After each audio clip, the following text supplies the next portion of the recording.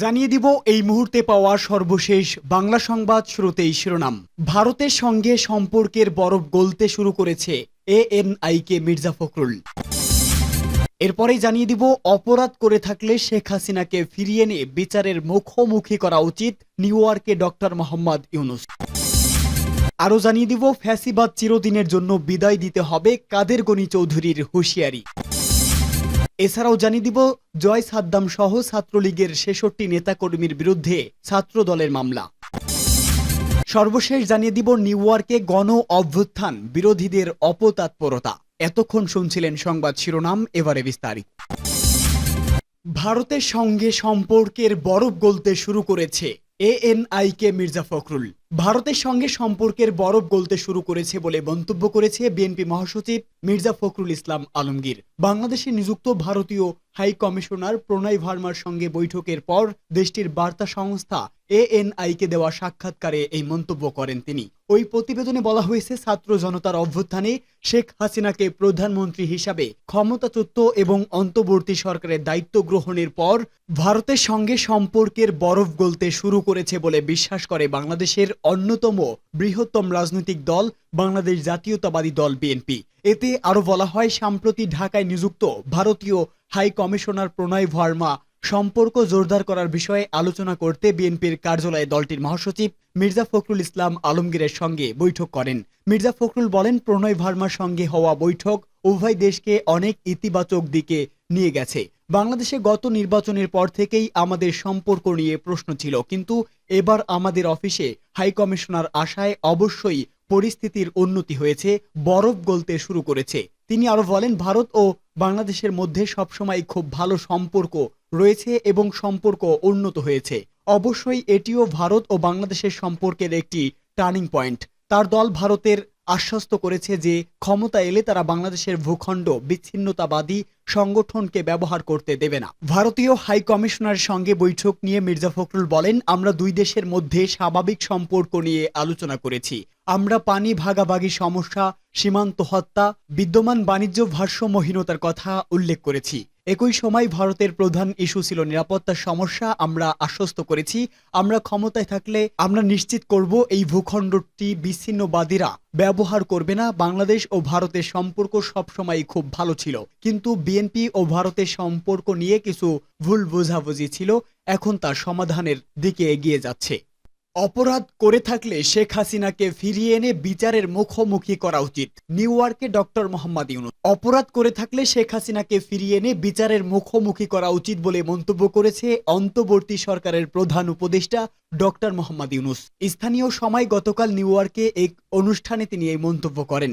জাতিসংঘের সাধারণ পরিষদের অধিবেশনে যোগ দিতে ডক্টর ইউনূস এখন যুক্তরাষ্ট্রে রয়েছেন। ছাত্র জনতার অভ্যুত্থানে গত ৫ আগস্ট প্রধানমন্ত্রীর পদ থেকে পদত্যাগ করে শেখ হাসিনা ভারতে চলে যান। পরে ৮ আগস্ট শান্তিতে নোবেলজয়ী ডক্টর মোহাম্মদ ইউনূসের নেতৃত্বে অন্তর্বর্তী সরকার গঠিত হয়। শেখ হাসিনাকে বাংলাদেশে ফেরানো হবে কিনা এমন প্রশ্নের জবাবে ডক্টর মোহাম্মদ ইউনূস বলেন, কেন হবে না? অপরাধ করে থাকলে তাকে ফিরিয়ে এনে বিচারের মুখোমুখি করতে হবে। অন্তর্বর্তী সরকারের প্রধান উপদেষ্টা বলেন, বাংলাদেশে কবে নির্বাচন হবে তার কোনো সময়সীমা তার কাছে নেই। এই কয়টি কমিশন গঠন করা হয়েছে, তারা সামনের মাসগুলোতে সংস্কার সুপারিশ দেবে বলে আশা করা হচ্ছে। তারপর নির্বাচনের জন্য একটি তারিখ নির্ধারণ করা হবে। ডক্টর ইউনূস বলেন, নির্বাচনে দাঁড়ানোর কোনো পরিকল্পনা তার নেই। তিনি পাল্টা প্রশ্ন করেন, আমাকে দেখে কি মনে হয় আমি নির্বাচনে লড়ব? এর আগে গত 18 আগস্ট ঢাকায় বিদেশি বিভিন্ন মিশনের রাষ্ট্রদূত ও জাতিসংঘ সহ আন্তর্জাতিক সংস্থার প্রতিনিধিদের প্রথম ব্রিফিংয়ে ডক্টর মোহাম্মদ ইউনূস বলেন, 2 সপ্তাহ আগে বাংলাদেশ দ্বিতীয় বিপ্লবের সাক্ষী হয়েছে। শেখ হাসিনার নৃশংস স্বৈরা শাসনের বিরুদ্ধে জেগে উঠেছিল লাখো বীর ছাত্র জনতা, কিন্তু তার দলের ছাত্র সংগঠন ও শুধুমাত্র আইন শৃঙ্খলা বাহিনী বাংলাদেশের স্বাধীনতার পর থেকে দেশে ভয়াবহতম বেসামরিক গণহত্যা করার পর তিনি দেশ ছাড়েন। ফ্যাসিবাদ চিরদিনের জন্য বিদায় দিতে হবে কাদের গনি চৌধুরী। বাংলাদেশ সম্মিলিত পেশাজীবী পরিষদের সদস্য সচিব ও বাংলাদেশ ফেডারেল সাংবাদিক ইউনিয়নের মহাসচিব কাদের গনি চৌধুরী বলেছেন, ছাত্র জনতার রক্তের অর্জিত সাফল্য নস্যাৎ করার ষড়যন্ত্র চলছে। এই ষড়যন্ত্র রুখতে হবে। বাংলাদেশ থেকে স্বৈরা শাসন ও ফ্যাসিবাদ চিরতরে তাড়াতে হবে।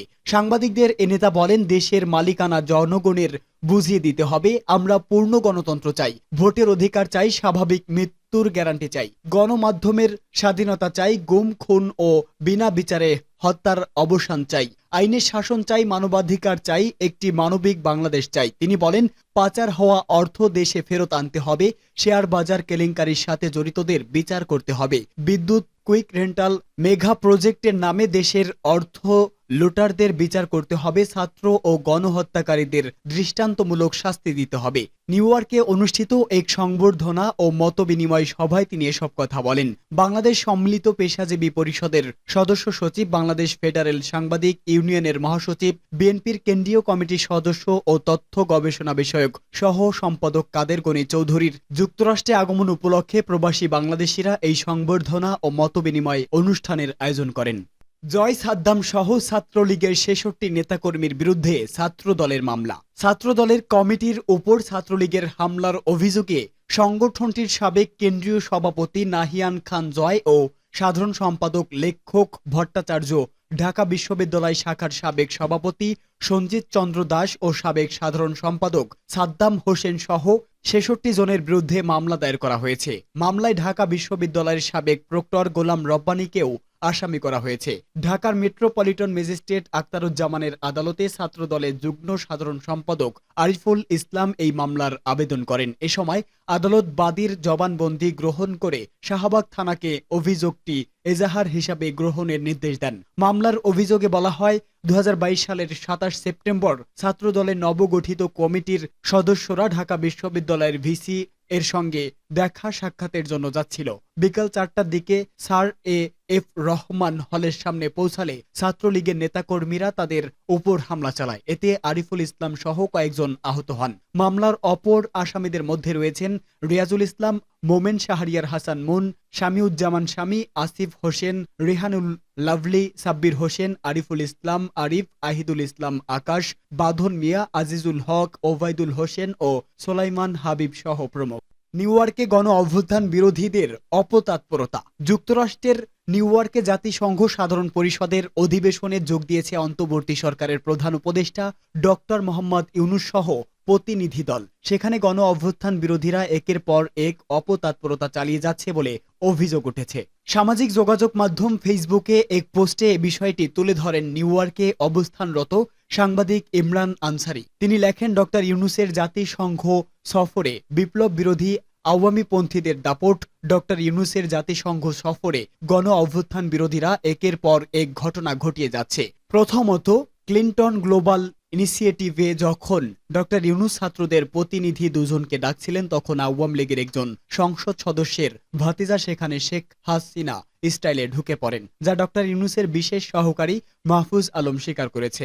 ইমরান আনসারি বলেন, অনেকে প্রশ্ন করেন এত বড় প্রোগ্রামে ওই ছেলে কিভাবে ঢুকলো। এটি যুক্তরাষ্ট্র, আপনি ক্রাইটেরিয়া পূরণ করে অনুষ্ঠানে যোগ দেওয়া মামুলি বিষয়। দ্বিতীয়ত, আজিজ আহমেদ, যিনি সজীব ওয়াজেদ জয়ের দীর্ঘ 15 বছর ছবি তোলা মোসাবিদা করতেই সচেষ্ট থাকতেন, গতকাল তিনি যুক্তরাষ্ট্রের ফ্রেন্ডস অব বাংলাদেশে প্রোগ্রামে বড় অঙ্কের ডোনেশন দিয়ে ইউনূস সাহেবের সাথে একখান ছবি হাতিয়ে নিয়েছেন। তিনি আরো লেখেন, ঠিক হায়াত হোটেলেও দেখলাম ভারতীয় বাংলাদেশি এজেন্টরা হার হামেশা ঘুরে বেড়াচ্ছে বিনা বাধায়। কাল রাতে অনেকে বললেন আনসারি অমুক অমুক কিভাবে ঢুকলো। আমি বললাম, আপনি যেমনই ঢুকেছেন আমাকে ওইজন বলেন আপনি কিছু বললেন না কেন। আমি বললাম, আমি এখানে বলার অথরিটি রাখি না।